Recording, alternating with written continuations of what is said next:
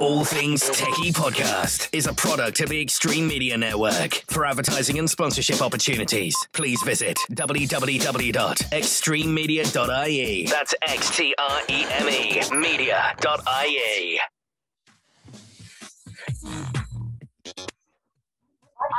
Audio visual from an Irish perspective. This is the All Things Techie Podcast. It is the All Things Techie Podcast. I'm Justin Dawson, your host.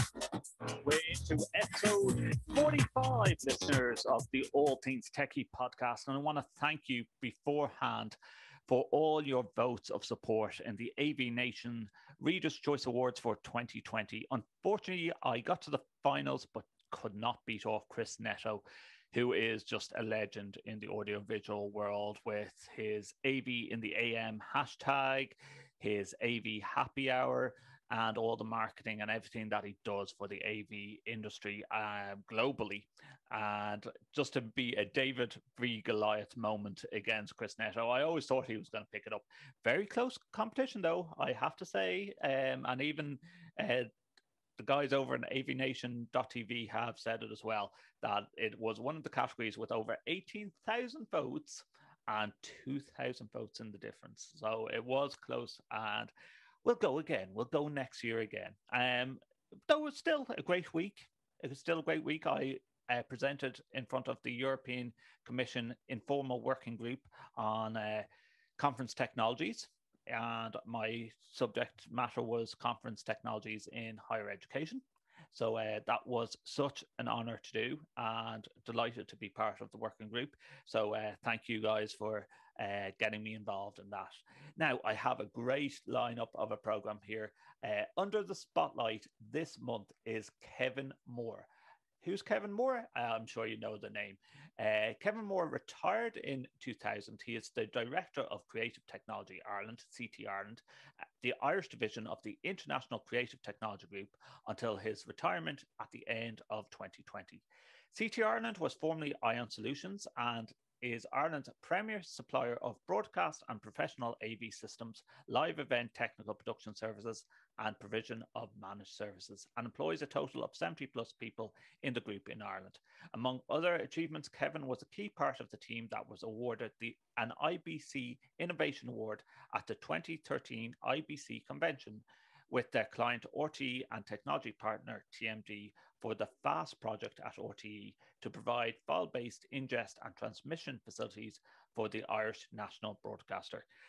Well, Kevin did retire in 2020, at the end of 2020, as we hit into another lockdown in Ireland. And he said he just wanted to get a couple of files in order until I nailed him down at the beginning of February and asked him, when are we doing this under the spotlight? And you know what? It was a great conversation. Kevin and I could have stayed on a Zoom call all night long talking about tech and his stories and everything that's going on. But I have edited the podcast and won't name the names of people that came up in the podcast because we did talk off mic for a long time afterwards. Kevin is under the spotlight in episode 45 of the All Things Techie Podcast. Have a listen. I've been meaning to try and get hold of you for quite some time, especially when I've been at some of your road shows, and just know that you have a background in audiovisual that spans decades. I hate to say it, but Kevin is the first interviewee that we've had on the program that is actually a retired AV professional now. So some of us would say escaped the madness. Where did it all begin, Kevin? I always had a love of electronics, even as a kid. And so when I finished school, I went to Carlow, regional tech as it was at the time, way before the Institute of Technology, and I did electronic engineering.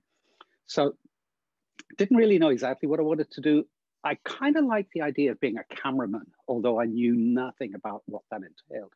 But, you know, there aren't 1970 something, not too many jobs in cameramen around. So anyway, I saw a job advertised as a junior language lab technician with a company called AEL, who were a Belfast-based company. And so I applied for that and got the job. So my first gig was actually servicing language laboratories in colleges, Trinity and Carlow and UCD, in fact, your place, and many others, Tandberg Language Labs as they were at the time.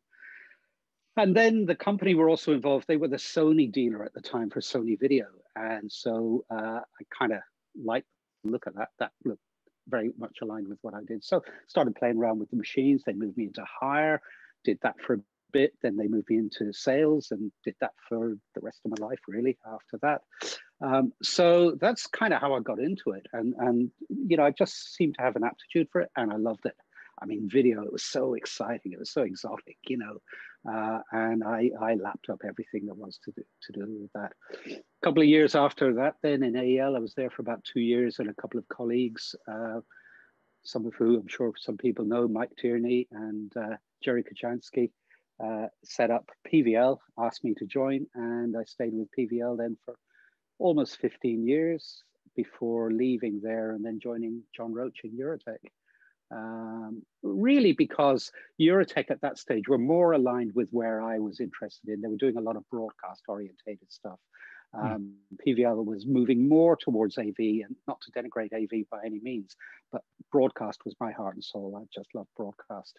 And so moved to Eurotech in 93, and that was it till the bitter end, really. Yeah, so like I did have that question as well. The name CT, it's been mergers upon mergers. So Eurotech, then Ion, and then CT is the chain of command, is it? Got a bit confusing for a while. So Eurotech, when we had Eurotech back around about 96, we established AV Tech as our AV staging and rental division. We wanted to give it its own brand, its own team, its own people. So it was actually a separate, you know, team completely, actually a separate limited company, but owned by Eurotech. And the reason we wanted to do that was to really give it focus. You know, it wasn't going to get mixed up with the sales arm, the installations arm. So that made perfect sense, because at that stage in the 90s and into the 2000s, there were very different businesses. What we were selling and installing in Eurotech, predominantly, you know, post-production systems. We were selling, you know, Lightworks, we were selling Flames, we were selling, you know, high-end production equipment plus cameras and all that kind of stuff for broadcast. AV Tech was very much around AV rental, projection, you know, all that kind of stuff. So different customer bases. Move forward to 2017, 2018, the two companies running very successfully in parallel for all that period. But what we had noticed was that we came up with a phrase called Converged Divergence. So what does that mean? What it means is that, yeah, previously the two businesses were diverged: broadcast, sales, and so on, AV, rental, and so on. What we noticed is that on the equipment side, AV tech had become a lot more sophisticated. So we were actually using a lot of AV tech in broadcast jobs and broadcast tech in AV jobs. Our AV business had grown a lot. At the same time, a lot of our customers started using both sides of the company. So we'd have a client saying, well, why have I got to do a rental with this side, but a sale with this side? And it made sense to bring the teams together. So in 2018, we brought the teams together. We rebranded the organization as Ion Solutions, and to go to market with a complete offering of rental, of sales, of support, of outsourced services, the whole 9 yards, everything. And that was hugely successful for us very quickly. So much so that at the end of 2018 into the beginning of 2019, CT Creative Technology, who are one of the largest of the AV companies, staging and technical production companies in the world, approached us to say, look, would you act as our agents in Ireland? We have a lot of clients who are global clients who have a presence in Ireland that we need to deliver services for. Would you act as our local delivery point for that?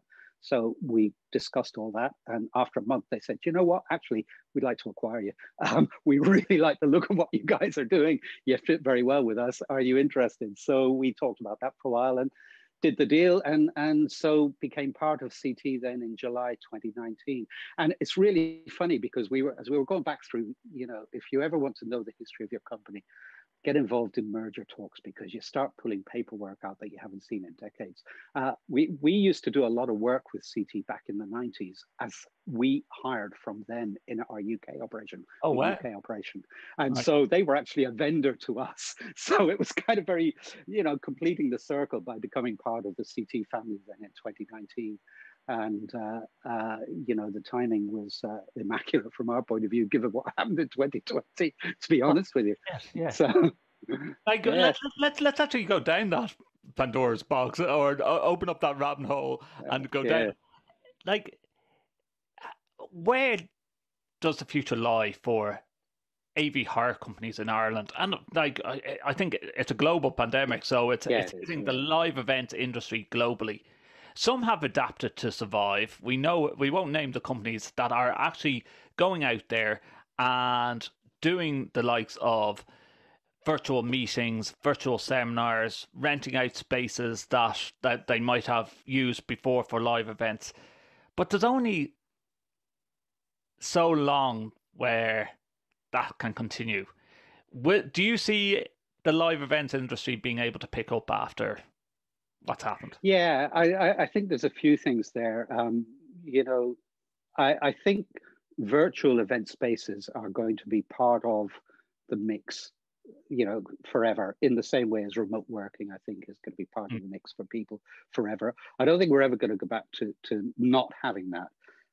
But having said that, at the end of the day, humans are social creatures. And I mean, I don't know about you, but I can't wait to the time when I can go and physically visit, a vendor's premises again, or go to an exhibition again, or whatever. So, large corporations want to bring their teams together because that's where the innovation comes out of. With the best will in the world, people are treading water doing virtual events. It's maintaining communication, it's maintaining, a presence, it's maintaining education to an extent. But, it's three guys around a coffee table at coffee break who come up with an idea. And I think that globally, all organizations will want to get back to that. Now, I think it'll take time. I don't know that 2021 is going to be when it happens. Maybe last quarter, there might be a few things, but it's kind of hard to see the way things are going. Having said that, I think virtual, we've all learned an awful lot about virtual. We sat down when the whole thing kicked off at the beginning of last year and said, okay, guys, what are we going to do? I mean, our business in February just collapsed. It stopped completely in live, as did everybody else's. So we sat down in February and said, what are we going to do? And this is where the benefit of being part of someone like CT kicked in, because we were able to call on London in particular and borrow equipment from them to ramp up and provide virtual spaces very, very quickly, which we couldn't have done. It gave us breathing space to try and catch up with what was going on. Yes, yeah. So that was a massive benefit for us. And so we were able to pivot very quickly.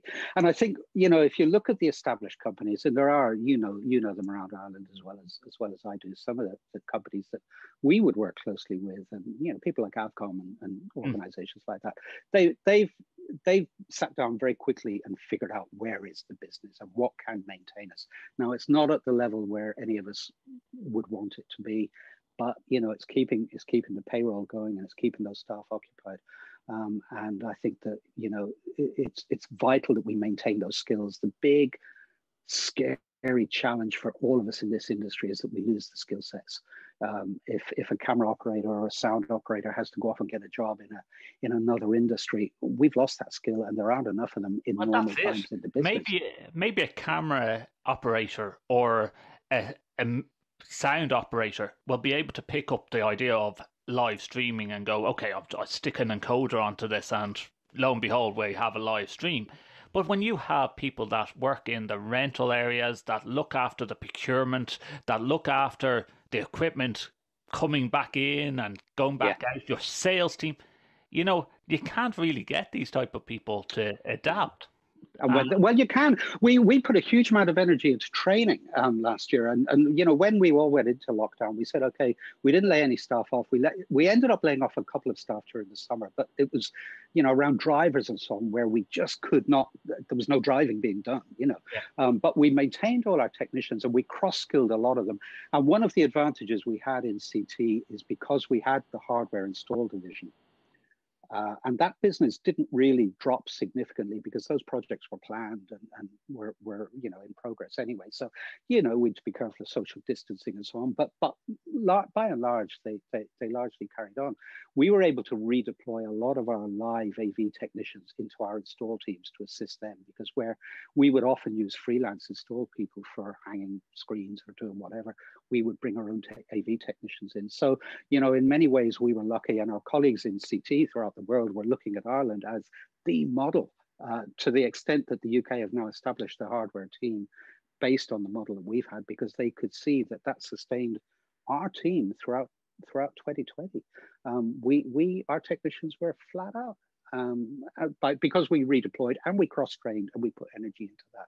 So I think coming out of it, our team were really happy because they learned new skills, they maintain their jobs, they have something going forward as well, Kevin, that like you were blessed that these mergers came at the right time. Yeah. Because a smaller Irish AV companies, and we don't need to name the companies, we know which ones we're talking about. Like if they have been predominantly all their life an AV rental company, they were either adapt or die. And fell over a cliff. Yeah. We've seen a couple of losses out of them. Do you think that the live events sector is going to return to any normal? I think it will, but again, I would caution that probably not before at best last quarter of this year. Yeah. If at all, I would suspect 2022 before we see it. But I think it will, because I think, again, going back to what I say, humans. I mean, I've got concert tickets, and like Genesis has been postponed twice, and now it's happening in September, and like I want to go to that show, and I think it's going to be the same for corporate events. You want to.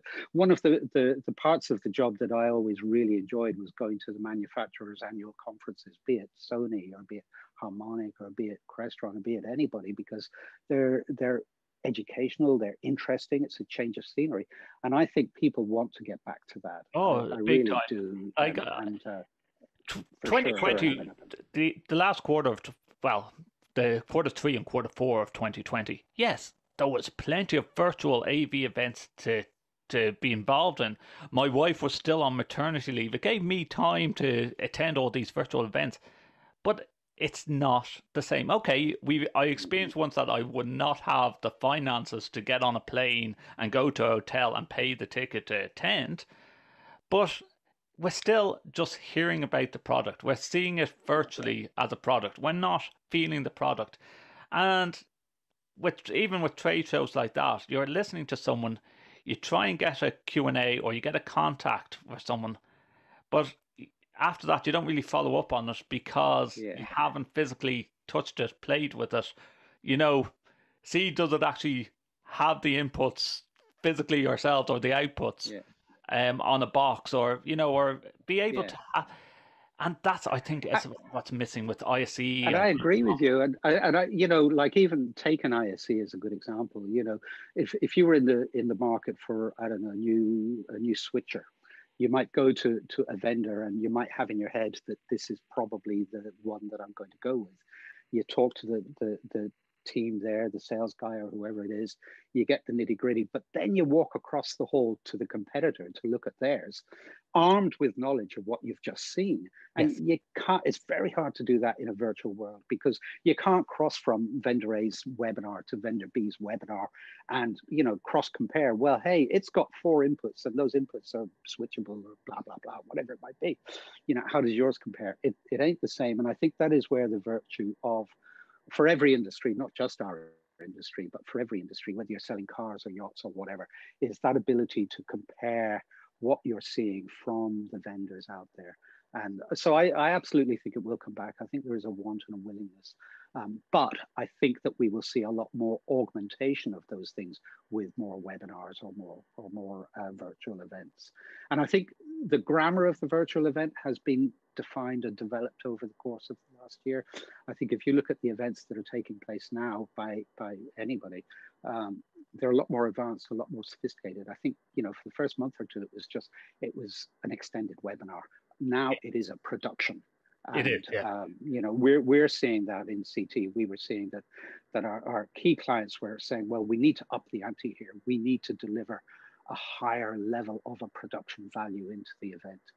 And I think that'll continue. I couldn't agree more, but I also think the extra layer and the incentive to want to join it as an attendee, whether you're an end user, whether you're an integrator, or whether you're looking to just pick up some knowledge, that I personally go to these events, one, to network, as does everyone else, but two, you like going around the stores and picking up a piece of swag. Even if it's a pen, a keyboard, a USB key, or something. Branded clothing, I don't know what I'm going to do for that as I'm retired.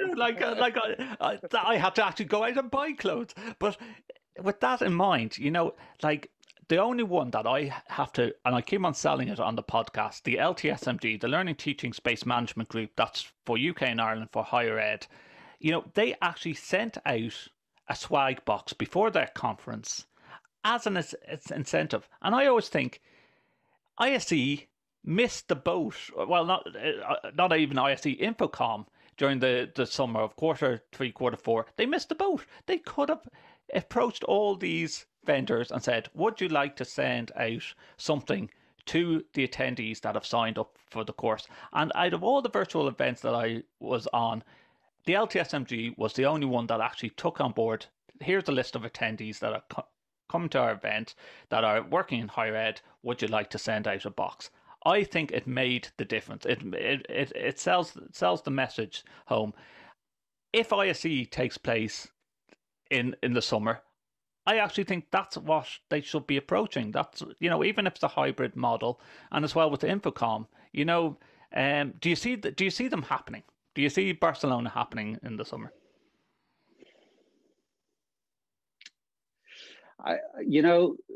In November I would have said yeah. I'm less sure about it now. I think Barcelona is going to be a challenge for the summer. I really do. I would struggle because apart from anything, manufacturers need to commit. It's an expensive proposition, and everybody lost a fortune last year. They had booths designed, they had hotels booked, they had everything else. I think there'd be a lot of cautiousness about committing at this stage, given where we are with vaccine rollout and with the predominance of new strains and so on. So I wouldn't be booking an airplane at this point anyway. That's for sure. I think 2021 is going to be tough on that. NAB have moved to November, I think, and IBC are talking about October. It's a busy month, November. If you were attending them all, Infocom as well happening in November as well. I don't think Infocom will get the international audience that.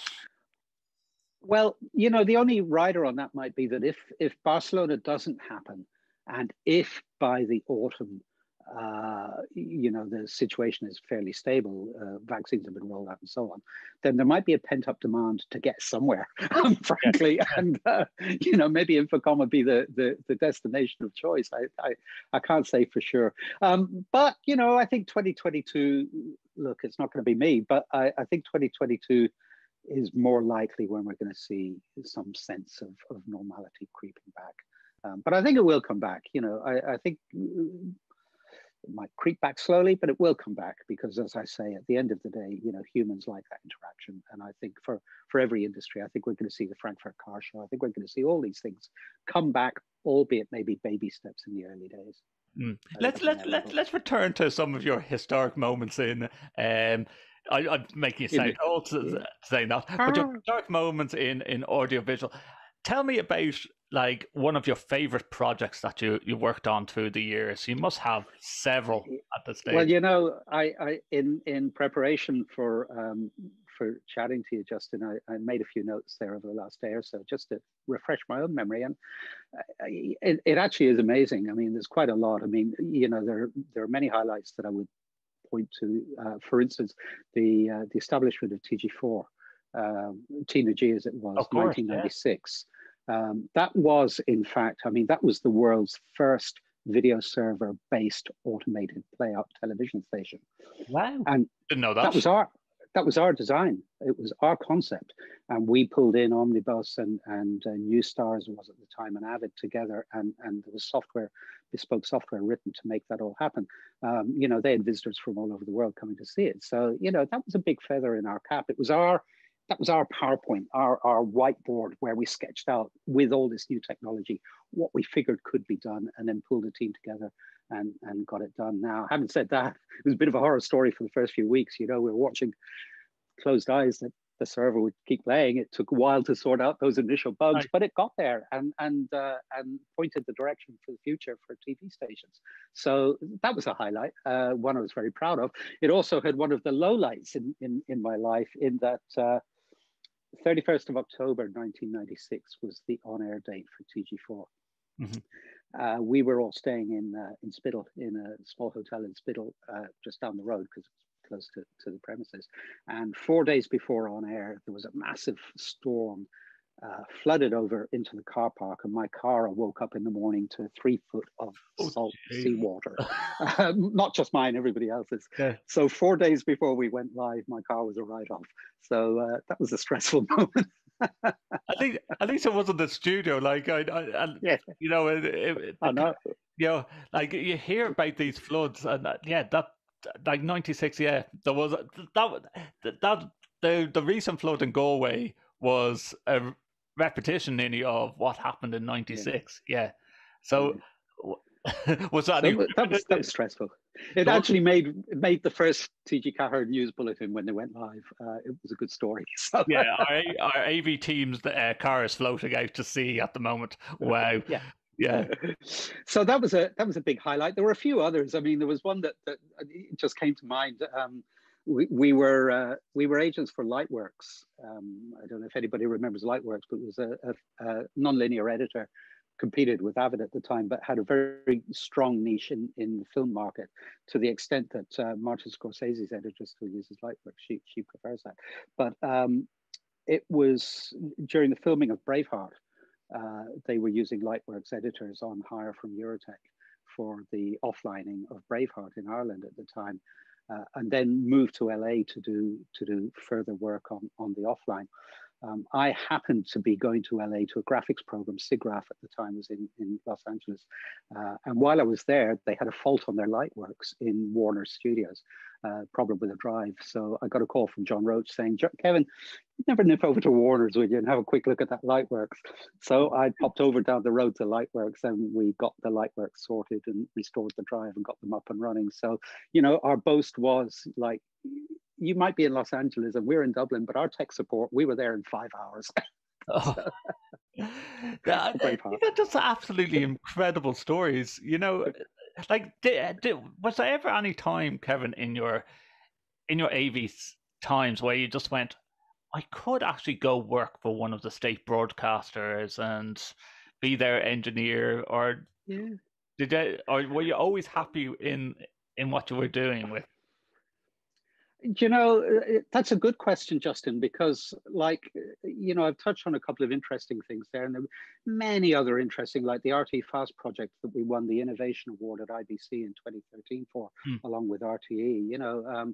We've had a lot of fantastic projects, but there's dark sides. And I remember, the recession of 1986 when I was in PVL, and we had to turn around and let 20 or 25 people go because business collapsed. And I'm the guy sitting across the desk saying, I'm really sorry, but we've no work for you. And that's hard. And again, in 2009, the recession, where we had to sit down and take similar choices where business collapsed. And you have to do these things to maintain an organization and maintain its health. So they're the low points. So at those kind of things, you sort of say, my God, I'd be better off in a state organization that pays my wages and it's somebody else's problem. But at the end of the day, I think people like us, particularly in this industry, I think we feel too constrained generally under the, I've often thought if I worked for a large company, I'd really struggle to fit in, because I've been so used over my career to be able to make my own decisions in consultation with a couple of clients, or a couple of colleagues. But largely you live or die by your own decisions, and thankfully tended to work out pretty good. So all in all, no, I think I enjoyed the freedom that I could make the judgment call, right or wrong. And if it was wrong, well, it's my rap, and fair enough. I'll take that rap. But if it's right, that was my call as well. So I think all in all, I preferred that dynamic. Going down that route and talking about recessions and having to let people go without having to name anyone, like that's just thought came in on the top of my head.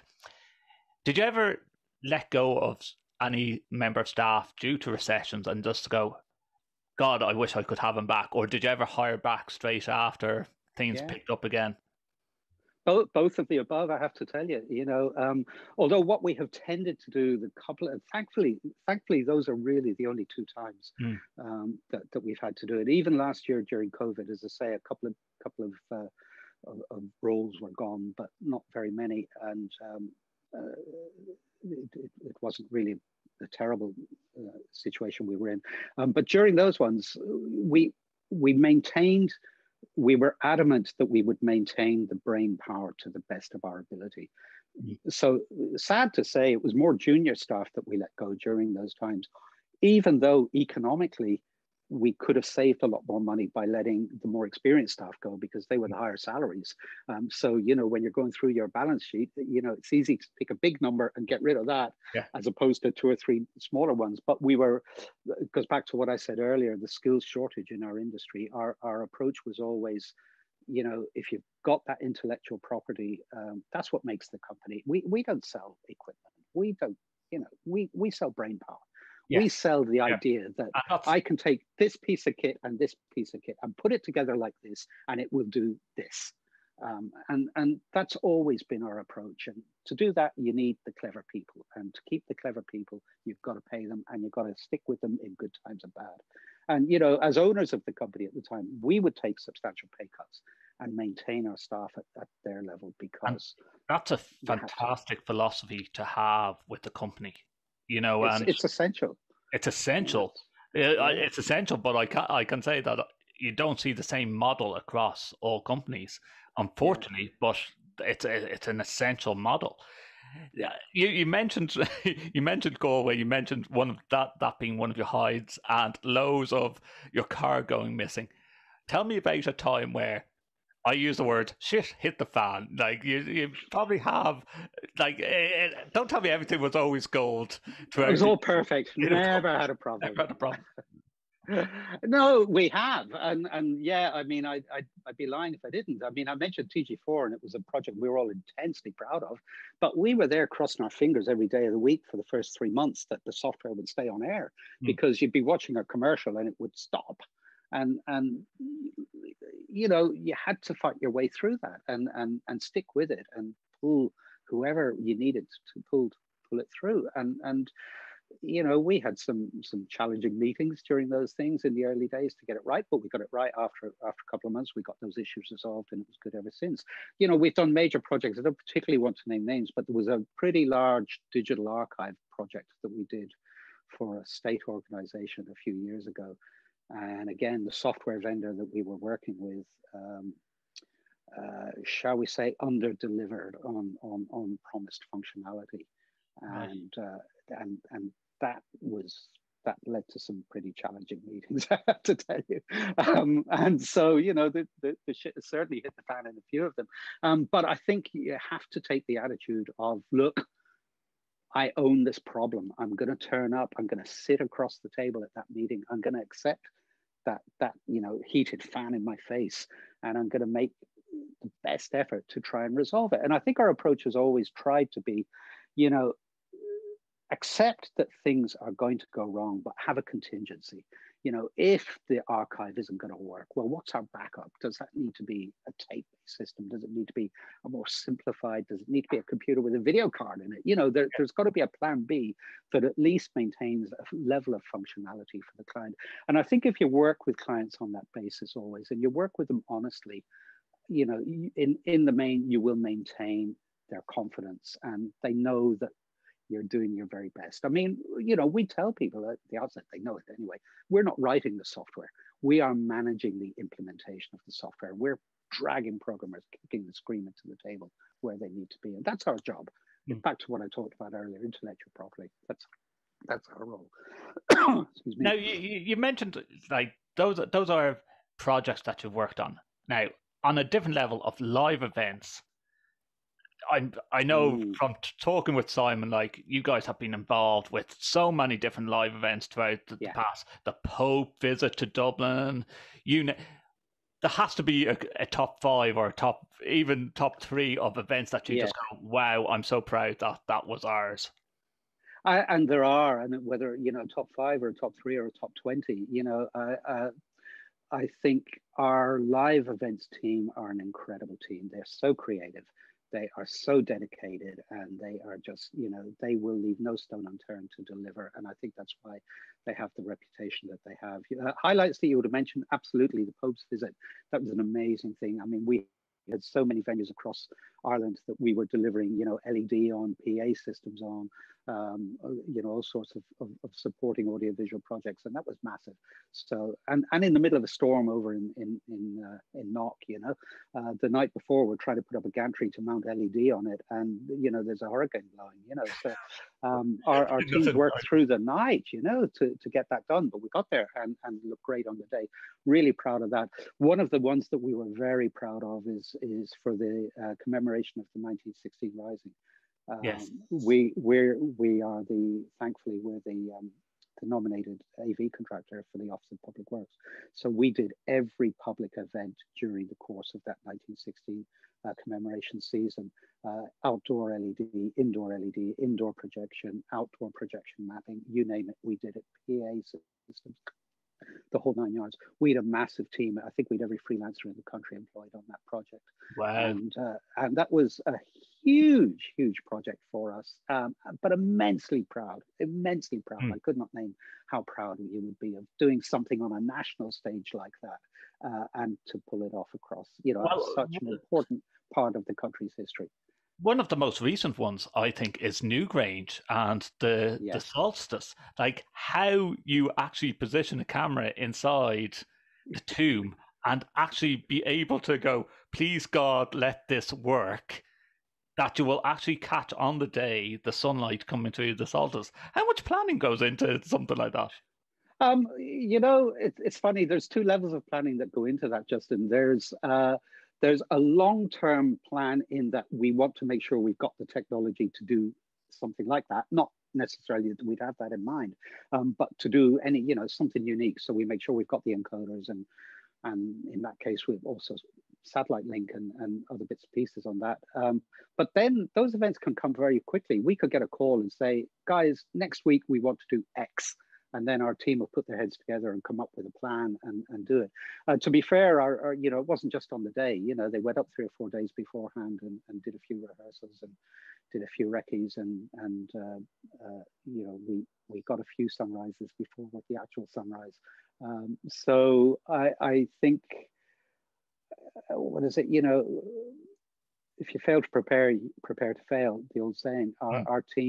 Our team are always prepared. They've got such a big box, and it's talent as well. I mean, I keep going back to talent all the time, and we had people like Shane Slevin who joined us from NEP last year, one of their top guys, technical guys, and he's joined our team to help with those kind of events, because we're again seeing a hybrid crossover where broadcast clients are now using AV systems, AV clients are using broadcast systems. I mean, that's an AV project, but it's really a broadcast application. Yes, absolutely. If you look at what we do with, say, RTE in Studio 3 or Studio 5, those big LED backdrops that we installed over the last couple of years in there, running off Viz Graphics, they're AV projects in a broadcast environment. So, this is the thing that we talk about all the time, is that because we have that cross skill of broadcast into AV, into audio, into live events, somebody on our team knows the answer to do whatever the question is. And it's been that innovative because, as you say, you have the likes of RT's backdrops. All of a sudden, the Late Late Show can't have an audience, but wait. Or any of these live events doesn't have an audience, but wait. We can do a virtual audience for the likes of the toy show, for the likes of these, and just bring people in, because maybe we first seen it in England with BBC or ITV and doing, Britain's Got Talent or any of these X Factor programs. We see it, but then, it was there as an innovative idea of going, well, hold on a minute. If we can do a grid of 49 people on Zoom, surely we can do something bigger on a bigger scale with another video conferencing system, even if it is, and the software's there. Now, I've hit the nail on the head here. Software. A lot of people say AV is a branch of IT. Where does Kevin's view on this lie? It's a very, very interesting question, and it's one we debate quite a lot. I think if you go back 10 or 12 years ago, we took a very conscious and active decision to start recruiting IT professionals onto our team, on engineering, on sales, on live events, and so on, to build up the IT skill level in the organization. Our experience, I think, would show us over the years that, and I firmly believe this, it's easier to train an IT professional to become an AV professional than it is to train an AV professional to become an IT professional, with exceptions, okay? Except there's always exceptions. Some people are very smart on computers and networks and so on, and they take to it, and that's fine. But what we are trying to make sure we've got is somebody who gets the application of the technology. And I don't mean the technical application, I mean the user experience. What we're doing now, it's all very well for some techie somewhere to design a piece of software like Zoom, but if it doesn't work from a user's point of view, and the user's interface doesn't do, and the audio's no good, or if whatever else, then it's a waste of time. So we took the approach that if you get IT guys, then their base skill set is IT. So we can park that, we need that, we know that's their base skill. Now we'll teach them about video, and we'll teach them about audio, and we'll teach them what good video is, what bad audio is, what good audio is, what compression is, all those kind of AV video skills that they need to deliver the job. Now, bring that on a step forward. Where are we? AV is now an essential service in every organization. We know that, that's obvious, never more so than at present. One of the things that we're very conscious of is the thing we call function collapse. So where not so long ago, you have it there, we have it in many systems, you have a 19-inch rack full of compressors and limiters and scalers and you name it. Those are becoming software applications on a server. And that is going to continue more and more and more. So, your typical AV installation over the next few years, in our opinion, is going to consist really of a display with a HDMI cable or equivalent going to a server rack with a server of some sort that is then running a number of services that deliver the feature set that you need. So that means that your hardware engineers are going to really struggle to find their niche if they don't have the understanding of how to interrogate that server and find the application and set it up and configure it. However, your standard IT vendor doesn't know, doesn't want to know, doesn't care, might want the business, might say, yeah, I'm going to put, a scaler as an application, but actually they don't understand what they're scaling. They don't know what pixels are. They don't know what compression is. You ask them 30 frames a second, what's that? Why is audio important? Well, so that's why we think the AV skills are really important, and to concentrate on teaching those. And the differentiator for us versus, a standard IT vendor is that understanding of the application.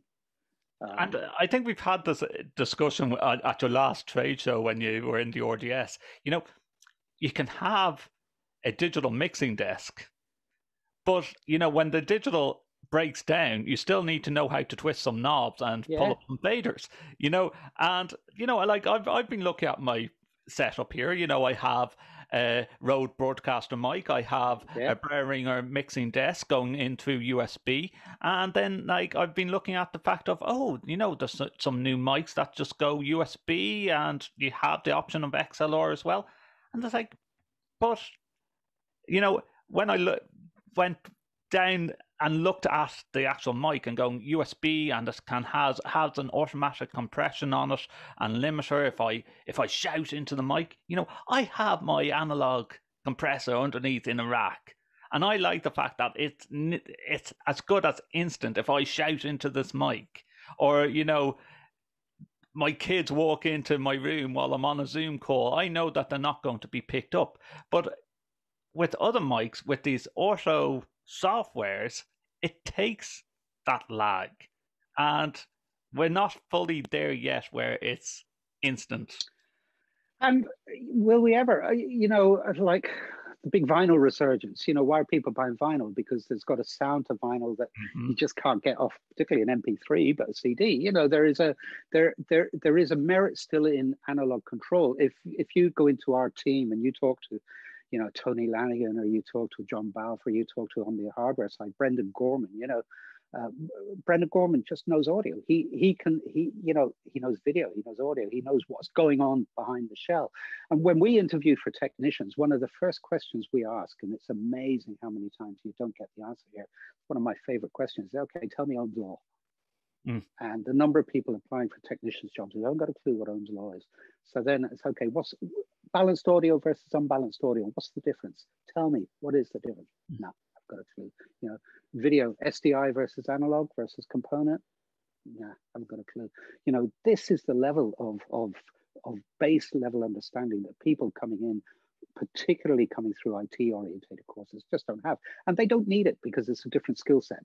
So our job when we take them in is to teach them that. And we have the people who can do that. And, you know, I think that is really important. We've lost a number of staff to, for instance, multinationals, because they recognize that our teams are, you know, pretty well trained. So they've gone and worked for that.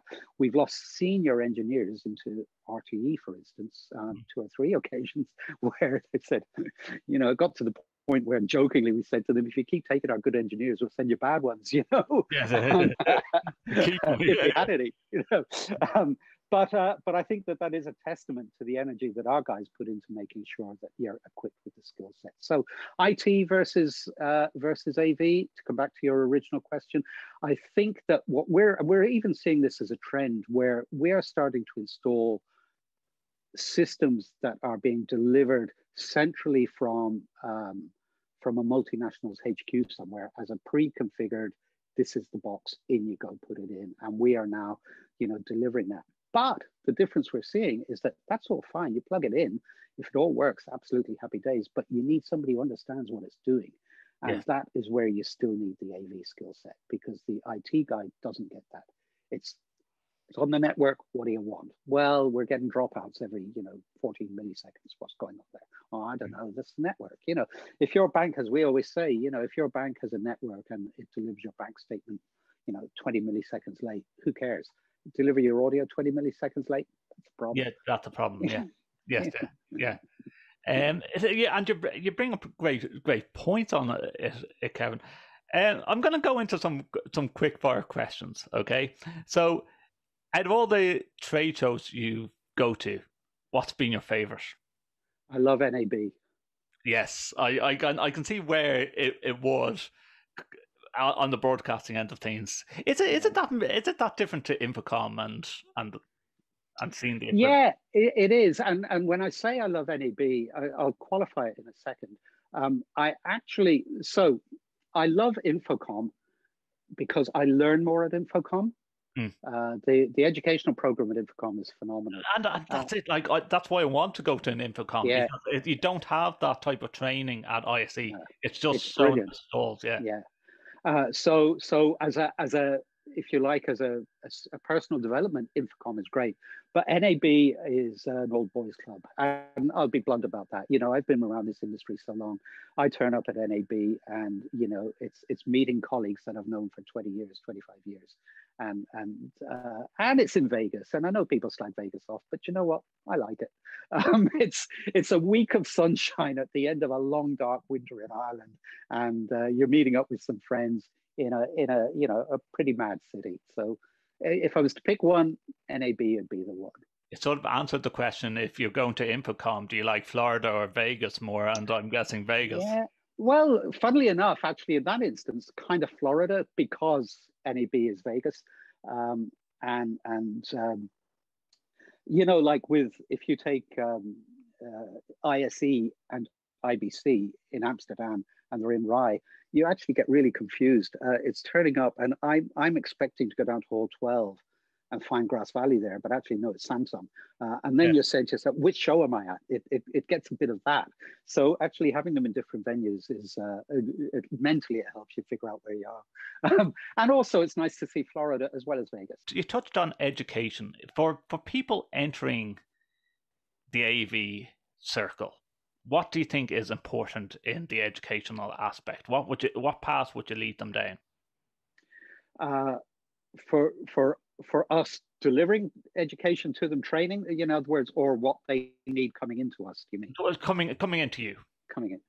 Well, okay, there's a couple of things. I think I'd really like to see the colleges in general who are specializing in those courses putting a little more energy into fundamentals of signals.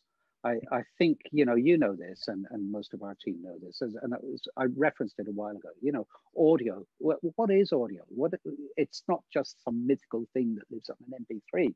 It's a waveform. How is it made up? What are harmonics? What is, all these kind of issues that people aren't taught. The same with video signals. I'm not saying that they need to get down to, 1 volt peak-to-peak baseband video anymore, but they should understand what is happening with a video signal. When is a video picture overexposed or underexposed? How do you compensate for exposure? The fundamentals of light that photographers learn, for instance.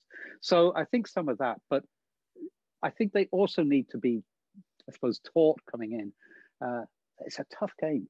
It's a tough game in the early years. And when you come in as a junior technician in whatever arena, you're going to be working very hard for a couple of years with pretty much no nightlife, no weekend life, and get over it, because that's the industry you're in. If you can come into it with that passion, then it's the most rewarding thing you could possibly have. And then for the more experienced people, like if for people that would you aim to get people into the AVIXA CTS qualifications? Or? Yeah, we do. Yeah. We have all our people go through AVIXA. Now, it's very hard to get everybody to do, the CTS certification. We try, we encourage, we actually give them points internally that as part of the CT group now, who are now equally, they're part of NEP at a bigger level. There is an NEP university, and people get credits for achieving educational qualifications in any arena. So if you do CTS, or if you do even a manufacturer's training course, you accumulate points on the NEP university, and for that then they can staff can accumulate swag, to go back to a thing that you said earlier. So it might be nice NEP branded hoodies or clutch bags or God knows what. So they're very much encouraged to participate in training. And we do that. We're members of the AVIXA, we always have been. And we I have to say, over the last year, have done a huge amount of AVIXA training with the team. I think it's fantastic. I agree. But I think that is one thing that might come out of the last year, Justin, is that I think a lot of the vendors have learned how to deliver a level of training remotely that should make it easier for them to enable, organizations to join training without trying to charge them. I've always been a decision maker, but a subject matter expert. I know my topic. Yes. And so I can make an informed decision based on my knowledge of the business, and my colleagues, John and Graham and the others, and similar with other of the companies in Ireland. And I think you've hit the nail on the head there as well, Kevin. Like, I always say, like, being in some awards and whatever, and being finalists and whatever, and even just doing this podcast, I will never actually admit or say that I know everything. Because if any AV professional turns around and says, I have my CTS and I know everything, it's fooling themselves, and you had your area, and it spells out, it bleeds inside you of broadcasting and that end of things. But like, I'm sure you learned from experience that if I don't know an area, I'll find the best person that does know the area. Absolutely. Yeah. And you know, who's it who said that the route to success is to hire people who are smarter than you. And you know, I think we've always believed that. Jokingly, in my sales meetings, I used to say to the team, "My challenge is that I've never found somebody yet," but completely facetiously. And we have incredibly talented people who know that, you know. But I know enough to know not to get bullshitted. And I think that, you know, absolutely. I spent my years on the road with a van with a Sony VPH 1030 projector, you know, 3 gun CRT, driving to Donegal and Cork and points in between with a PA system. So no AV techie can pull the wool over my eyes in terms of what their job is, albeit they might know that, you know, analog wave switcher better than I do now. Yeah, but I know what a switcher is and I know what a switcher does. So you can't bullshit me on a functionality. I just might not know where the buttons are. Well, I think one of the things, the philosophy that, you know, I've always had throughout my entire career, and I've always passed on, you know, leading particularly the sales team in our organization, is, you know, sales is a thing, Justin, that a sales guy is always under pressure. He's under pressure to sell. Or he's under pressure to deliver. And I always sort of, over the years, have explained that, look, if you're not making sales, you're busting your backside to try and win sales. If you are making sales, you're busting your backside to deliver them. So you've no downtime ever in a sales career. If you have, you're not a good salesperson. But the balance as a sales leader is to strike a balance that you don't want so much pressure on your sales guys that they'll sell anything just to get the sale. So our philosophy was always never think of this sale, think of the next one. There are times when you have to say to the client, you know what, I don't have a solution for you, or I have a solution, but it's going to be too expensive, or I have a solution, but actually you're trying to spend too much money. You only need to spend half that money. You know, always tell the truth and do the right thing by the client, because you'll get the next sale. You know, if you save the client money on this sale, I guarantee you, you will get that money on the next sale. He'll give it to you because he knows he can trust you. And I think that if you can get that across through a sales channel and a sales team, that they're not so dependent, if you like, on achieving that number, that they will effectively rip people off. You know, if you can achieve a relationship where the client trusts you and trusts your message, and you prove that your message is right, then, you know, you will have that 20-year, 25-year, 30-year career, but relationship with those clients, you know, and you've got to look to the long view. It's a journey, it's not a destination. And that's the way I've always looked at it. And frankly, it's kind of worked out. How hard was it to hand over the reins? Like, you've been in this industry for how many years? 43. I said 44, but I actually think it's 43. It'll be 44 next year. I thought it was this year, but let's not quibble over a year. So it was quite challenging, but, you know, I had decided over a year ago to do it. Okay. And I had discussed it with John and Graham, my co-directors in CT, and we'd made the plan. So I spent most of 2020, albeit COVID was a complete curveball that none of us expected, and we ended up dealing with a lot of stuff, but putting in place the plans for you know, how the transition would occur. Having said that, I was in the office on the 23rd of December holding my last team meeting, and it was my wrap up. So, you know, it was running right to the end. My wife was saying, "Holy God, you're not taking your foot off the accelerator before you go." And that's just in the DNA. I think I was ready for it, though. You know, I think with CT, they're a great organization. I'm really happy that the organization has become what it is now. But as somebody said to me when I was a friend of mine, you know, I think it's important to get off the stage while they're still clapping instead of throwing rotten tomatoes. And I think that's what I wanted to do. You know, I wanted to leave the stage, let somebody else come in with you know, further ideas and carry it forward. Frankly, the industry's changed, not for the worse. It's just different. I'm not saying it's worse, and needs probably less of what I have than it did need. If that doesn't sound kind of too strange. And what I mean by that is going back to what I talked about earlier, things like function collapse. I think one of my talents, Justin, was, visualizing a blank sheet of paper with all these boxes that connect and how they come and what the output of that would be. I think it's got easier to do that in terms of functionality of things. The second major part of my role was management of the company along with the colleagues. And that became more and more and more part of the day job. And I'm kind of at the point now where that team is well established. There's a really good support team. We brought up a lot of middle layer people over the last few years. So the organization's in good shape. So I know it'll, crack on quite happily without me being there. Will I miss it? Probably will. I'm not yet. It's early days in retirement, but no doubt in a couple of weeks' time or a couple of months' time, I'll be itching to try and do something. You're can't clearly just walk away from it. You're clearly a techie, Kevin. Are you still going to attend all the trade shows? Are you going to? I'd love to. It depends. If let's get someone to pay for them, Yeah. I did say to a couple of the guys, whenever the trade shows come back, I do see. For instance, a few years ago, we went to IBC. I brought my camper van over. So we did a tour up through France, up to Amsterdam. I went to IBC. My wife went off and did all the tourist sites.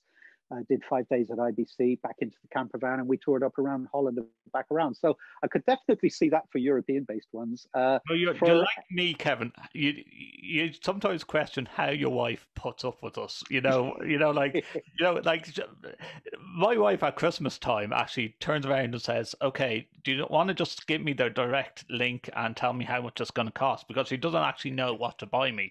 Yeah.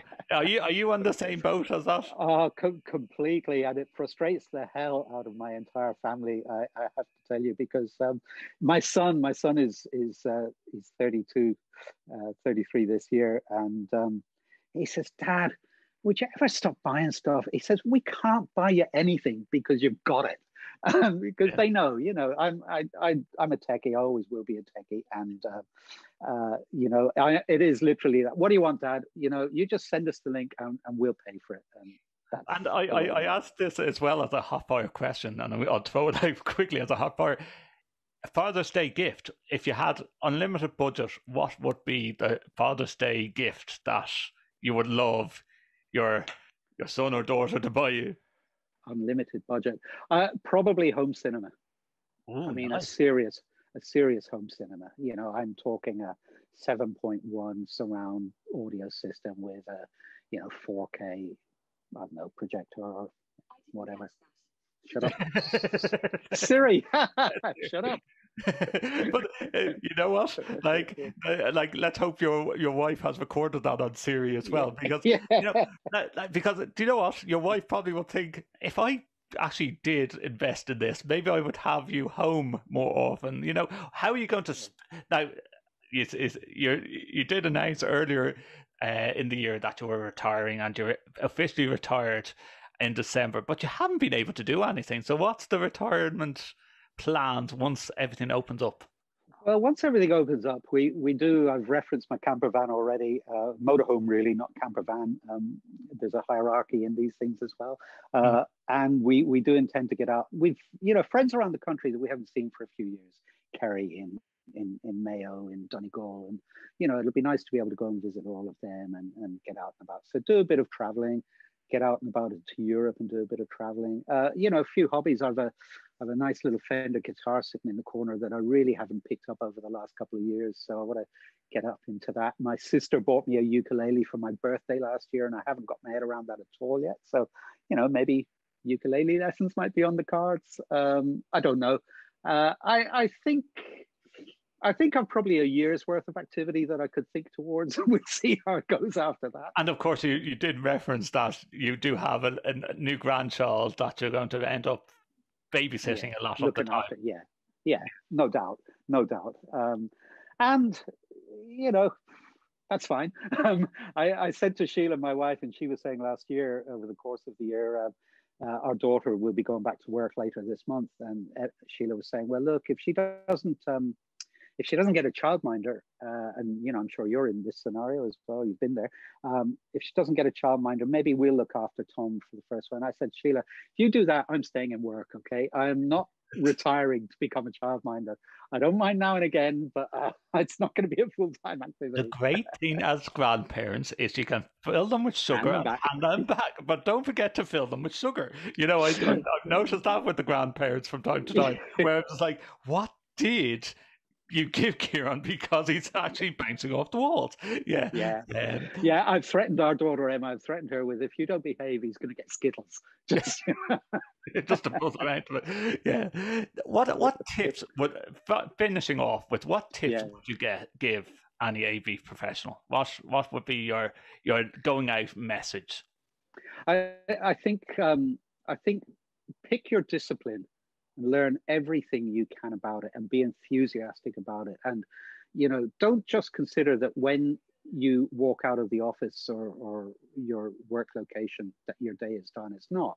You need to be on the internet. You need to be, you know, doing the AVIXA training, read in the trade. I remember I'd read every trade magazine going when you used to get trade magazines in the post, you know. You'd read them cover to cover. So become the go-to person. And I think if maybe that's the distilled message, become the go-to person for whatever discipline you choose, be it sound, be it vision, be it lighting, be it live, be it, you know, technical, be it support, whatever. Just be the person that someone like me would go to and say, Justin, I've got this problem. How do I deal with it? If you're the person that I'm going to, you'll never be out of work. That's a very true message. I do usually say that if people want to contact you, do you want people contacting you when you're retired? Ends of things, Kevin. You know, I have a lot of friends in this industry, and I've had many calls from a lot of those friends over the last few weeks, you know, congratulating me or just picking up on, you know, friends that I haven't spoken to for a long time. So I'm very happy to give advice, help, input to anybody. So yeah, I don't have any problem with, you know, it's my choice whether to interact or not afterwards. So I'm more than happy to give any advice I can to anybody in this industry. And where's the best place people can contact you then? By email or LinkedIn or? Yeah, LinkedIn is probably the best in the first instance. I could give email, but I don't want my email inbox just to become completely clogged. So I would suggest LinkedIn. I'm maintaining my LinkedIn account. And how are you feeling that the fact that you don't have all the sales reps like in your inbox anymore? It's quite liberating. It took me probably 3 weeks to stop checking it 3 or 4 times a day. And then it was kind of like, you know, actually, I'm only getting in the way. Just back off. And the guys called me. I've had a few calls from them, and I'm absolutely happy with that. I don't have any issue with that at all. And we'll continue that. So I think, you know, you've got to know when you're in the way and when it's time to get out of the way. And I think that's something I've always tried to do, is like, don't be a pain in the ass, you know. But equally, be there for people whenever they want it. I'm very happy with that. You know, if I can help somebody along the way, that's what we need to do as human beings, really. Absolutely, Kevin. It's been great talking to you. Enjoy the retired life when you're actually able to retire. I'm sure that your home cinema idea is not just a dream. I imagine that this is going to actually come into fruition in the not so distant future. I certainly hope so. I've got the space here in my little, you know. Okay, nice. My little room that I've lived in for the last year. Is this your man cave that you have for yourself? This is my man cave. Yeah, this has been my work environment for the last 10 months, 11 months. So yeah. A bit bigger than mine. Like, mine is the box bedroom of the house. So I'm not sitting over Dublin City. I keep on telling all my listeners. Like, you know, I keep looking at these walls and just going, maybe I should paint it a different color. And then like I have a temporary green screen, and I keep on thinking, maybe I should actually paint the wall green and have a proper green screen environment. But then as soon as I start playing with that, I know that it's going to be problematic, and then I'll start doing you know, maybe I need a new desk and stuff like that. Thanks to Kevin Moore for joining us on the All Things TechIE podcast, episode 45. What a great guy. Could have talked to him all night long. That's all from me, Justin Dawson. We will be doing some unboxing videos during the week with the Elgato range. So stay tuned for that. Please like, comment, share, and subscribe. We're on all your favorite podcast stores, and we're also on YouTube. So hit that subscribe button and you will never miss a video. Until next time, take care, guys, and thanks for listening.